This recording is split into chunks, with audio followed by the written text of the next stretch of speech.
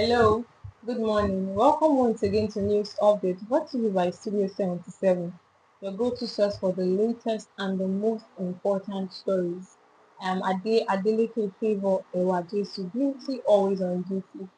Now, a quick recap on yesterday's headlines. Nelfund under fire over loans to ex-students. INEC dismisses voters' registration date resumption rumors. Six injured as Ondo Police Amotekun operatives clash over suspect custody. Stop harassing lawmakers. APC tells Zamfara governor. I dumped PDP for APC to avoid altercation with Adeleke. Oluwole Okay. Money can't buy my voice. Ezekwesili denies collecting bribe to back Natasha Akpoti. Diphtheria resurgence kills two children in Kaduna. Shettima African leaders attend inauguration of Gabon's president. Trump faces criticism after posting AI images of himself as Pope. Now to the news of the day. On the national news, rescuing northern Nigeria from terrorism. Security analysts and civil society leaders are urging the federal government to intensify efforts to rescue northern Nigeria from terrorism.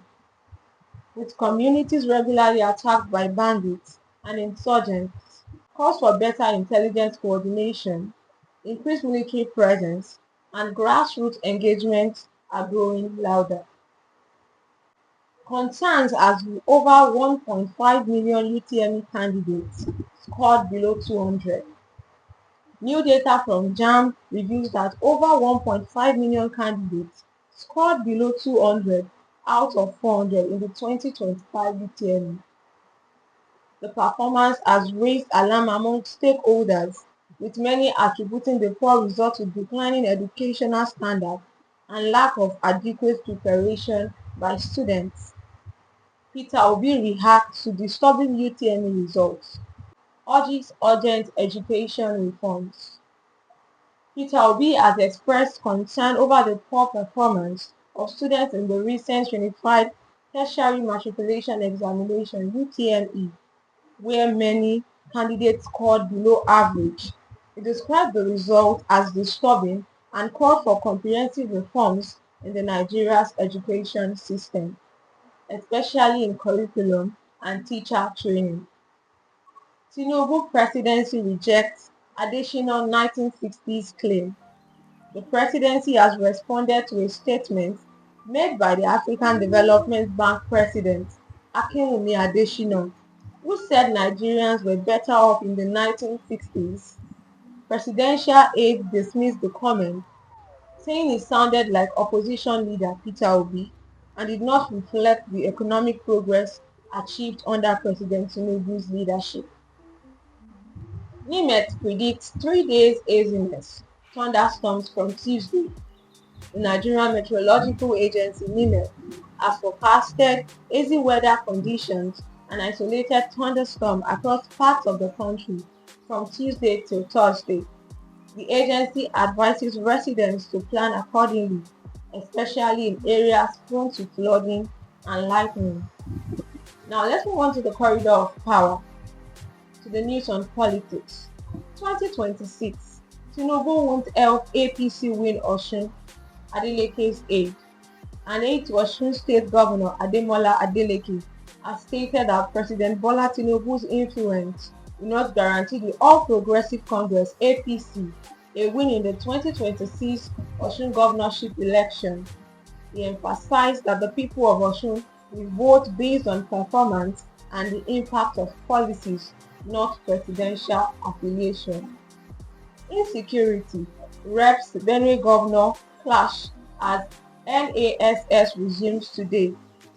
As the National Assembly resumes plenary today, tensions rose between members of the House of Representatives and Benue State Governor, Governor Hyacinth Alia. Lawmakers criticized the governor over the persistent insecurity in the state, accusing his administration of doing little to protect lives amid increased attacks by armed groups. Now moving on to the world of business and economy. Naira continues depreciation against dollar. The Nigerian naira continues to lose value against US dollar in the foreign exchange market.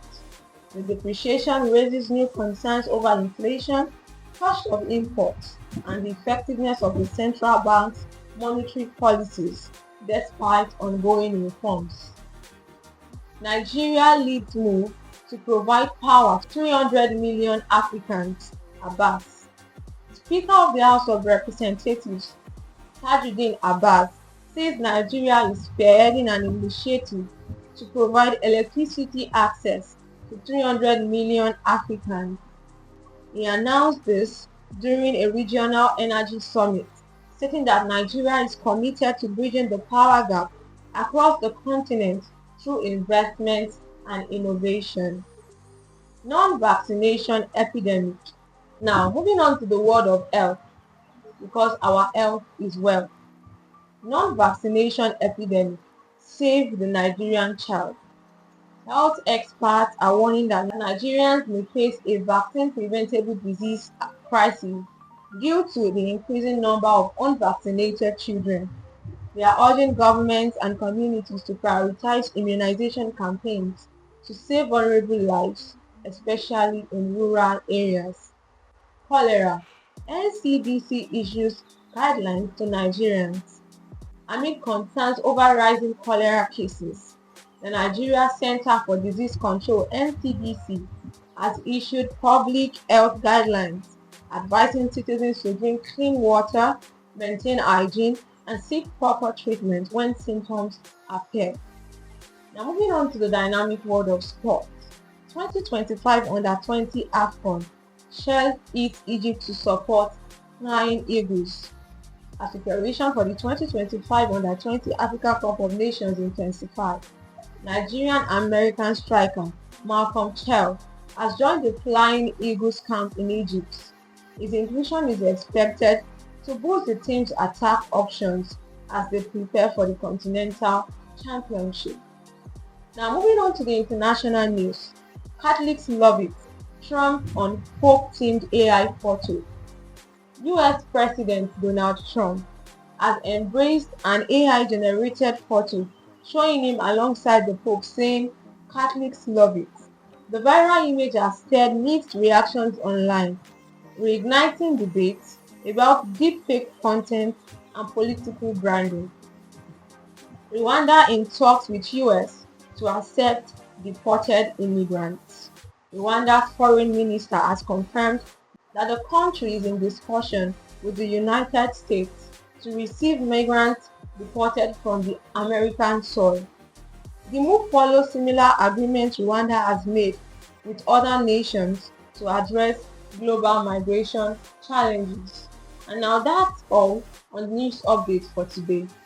Before we wrap up today's news update, this is to us communities, to us parents and guardians, that even as we begin to encounter vaccine-preventable disease crisis, it's important that we vaccinate our children at the right time and through the right process to prevent this outbreak of diseases.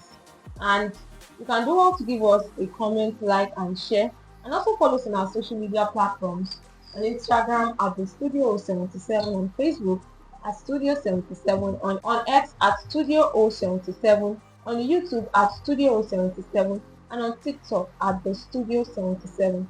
Do not forget that the news does not stop, and neither do we. Join me again tomorrow morning for more updates.